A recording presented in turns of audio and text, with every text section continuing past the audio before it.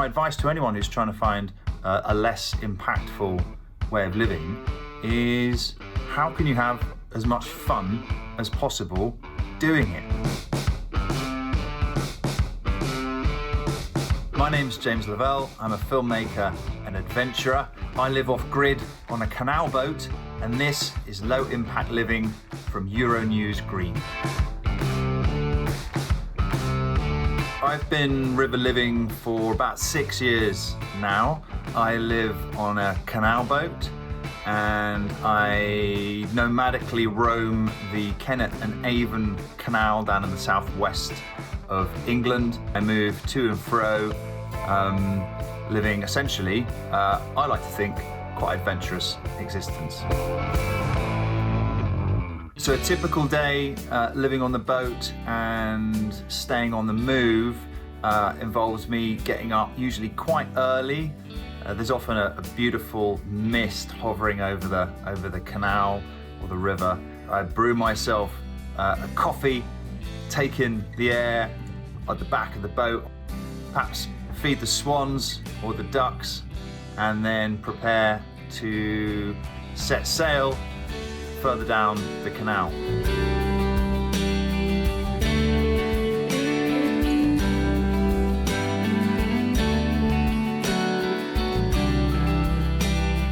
I quickly discovered that unlike in a flat, where if it gets a little cold you just notch up the thermostat, on my boat, if it got cold, and it does get cold, then I have to warm the place up by lighting a fire. Living on a boat makes you very, very conscious about what you're using, about the fuel you're using to warm the place up, and running out of power is extremely inconvenient. So you become very, very economical about how much you're using. Ultimately, one of the things that we all need to try and do as best we can, facing the climate and nature crisis, is to consume less. Being on a boat, you're forced to do that whether you like it or not. So whilst my existence in my floating home is not going to save the planet, I'm consuming less, and that can only be a good thing in terms of the climate and nature crisis. I'm a filmmaker and adventurer by trade, and I'm fortunate enough to travel and work in some pretty wild and remote places.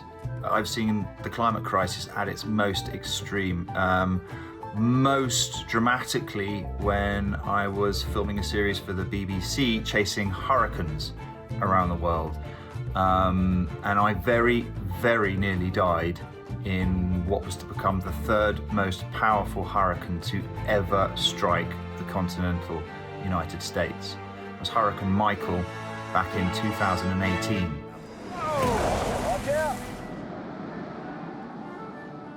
To almost lose my life in a very, very extreme example of climate chaos in a hurricane was for me a very, very poignant wake-up call.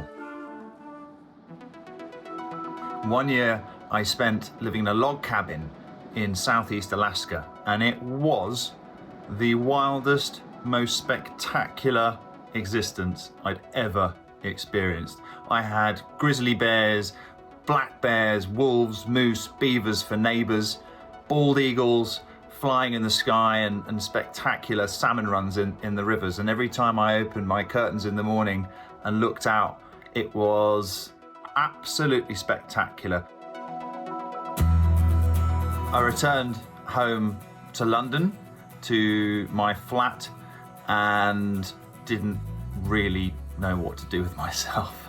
And I quickly realized that it would not do. Bricks and mortar were no longer satisfactory. I started reaching around in my mind for a wilder existence.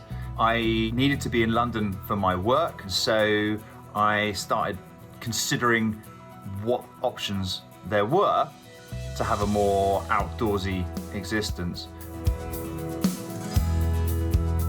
I came across the River Lee and saw all these fantastic, eclectic, beautiful houseboats It was like a light bulb moment, and I thought, crikey, what if I lived in one of those? So that's exactly what I did. I ditched the flat in South London. There's not a huge amount of space on a boat, and so that forced me to really minimalize how much stuff I had, and that I found a very, very therapeutic process.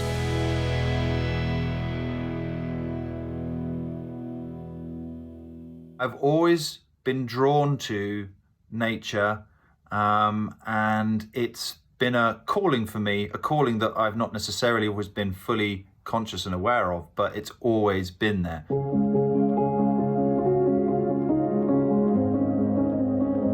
As a young boy, I was very lucky to spend a lot of time growing up in Devon in the West Country, and I had room to roam, trees to climb, camps to build, and I spent a lot of time out in nature.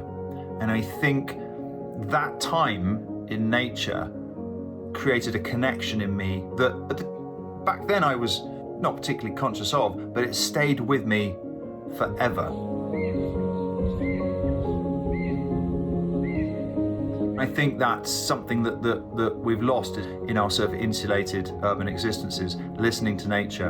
And right now, with the climate and nature crisis, the message from nature is very, very clear. We need to stop, we need to look after the environment and do what we're supposed to do as humans, and enhance it and curate it and steward it and enjoy it.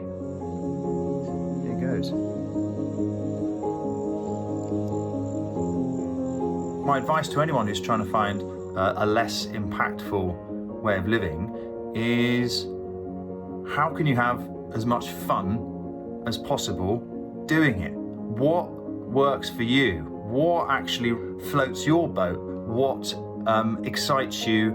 How can you come at the challenge of minimizing your impact on the environment with a mentality of fun and adventure? It's a very inspiring, motivating way of living that I try and take forward in my life in every way.